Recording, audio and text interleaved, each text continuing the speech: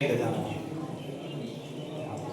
महाराजांचा 148वा प्रकटी आज नेवरे लागणवाडी मंदिरामध्ये साजरा होत आहे आणि यासाठी गजानन भावाधिकार भारताचार्य प्राध्यापक सुगशिवडे महाराज आलेले आहेत. ते आपल्याशी संवाद साधतील.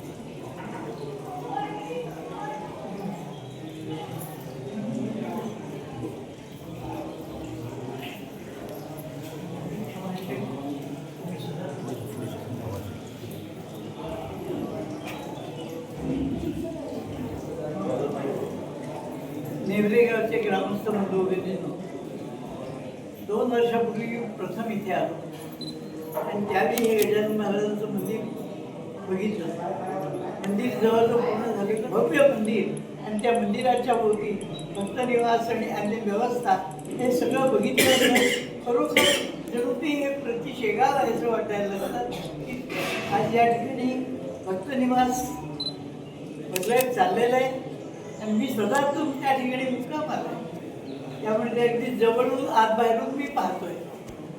त्याचप्रमाणे अजूनही काही खोल्या व्हायच्या आहेत आणि एकंदर भक्तनिवास व्यवस्थित असू या तरी निमित्त प्रगटे ओजग कारण निश्चित अशी गुजर तिथली दत्तभावांनी रंगवधूत महाराजांनी केली. ती मी म्हणतो नेहमी रोज. तर त्याप्रमाणे तिथे म्हणत होतो महाराजांच्या समोर आणि महाराजांनी त्या ते शब्द सुचवले की एक कडवं 2 कडवी झाली नाही. तो जय जय सद्गुरु गजानना रक्षक तुझी भक्तजना अशी सुरुवात झाली आणि त्या ठिकाणी मला तो म्हणते स्फुरायला लागलं. मग असं वाटलं की विसरून जायला होईल. छान येत आहे सगळं. आता परतोनपत्र होतं त्याच्या कडेकडेवर मी ते लिहित गेलो आणि एकाच स्टँडिंग मला सिटिंग मला 52 कडवी तयार झाली आणि मला अतिशय आनंद झाला की शेगावाची 52 तयार झाली. आणि काही महिन्यातच ती बार्शीच्या भगवंताच्या मंदिरात माझी प्रवचन होती. तिथे लोकांकडून म्हणून घेतली गेली, तिथे ती छापली गेली. पहिली आवृत्ती तिथे बार्शीच्या भगवंताच्या मंदिरामध्ये प्रकाशित झाली आणि ती भगवंताच्या हाताला स्पर्श करून ती प्रकाशन केलं गेलं. त्यामुळे ती खरोखरच लोकप्रिय झाली. आज ही 52च्या सुमारे 3 कोटी प्रतीपेक्षा अधिक प्रती निघाल्या आणि 50 प्रकारच्या आवृत्त्या वेगवेगळ्या लोकांनी काढलेल्या आहेत. इंग्लिशमधून सुद्धा निघाली आहे.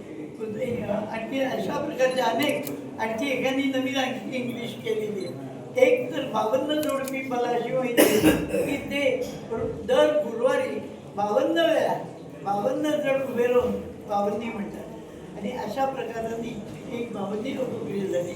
महाराष्ट्र अत्यंत लोकप्रिय आहे कारण हजारो लोकांना महाराजांचे अनुभव आहे आणि त्यांचं एक स्थान आज या ठिकाणी निर्माण होत आहे. भक्तनिवासचं काम काही प्रमाणात झालंय पण अजून मोठ्या प्रमाणात व्हायचं आहे आणि या प्रकारे हे स्थान एक भव्य स्थान भारतातलं त्यात महाराष्ट्रातलं आणि अतिशय त्यात आमच्या कोकणातलं असं म्हटलं तुम्हाला अधिक आनंद होईल कारण मी मूळचा कोकणचा आणि या ठिकाणी हे होत आहे. हे सगळं होणं आपल्या सगळ्यांवर अवलंबून आहे. मनापासून आपण विचार करा.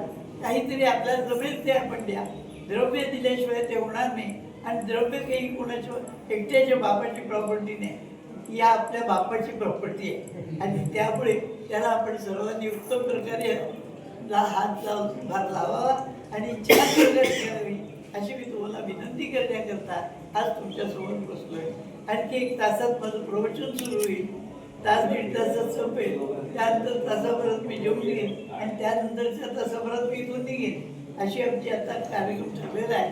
त्यामध्ये आपल्याला जाता जाता वंदन करतो कारण महाराजांचे आपण भक्त आहात आणि आपल्याला विनंती करतो की आपल्या हातून होईल तो सहभाग आपण यात घ्यावा आणि महाराजांचे स्थान खूप मोठं खूप लवकर व्हावं अशा प्रकारे आपण प्रयत्न केला.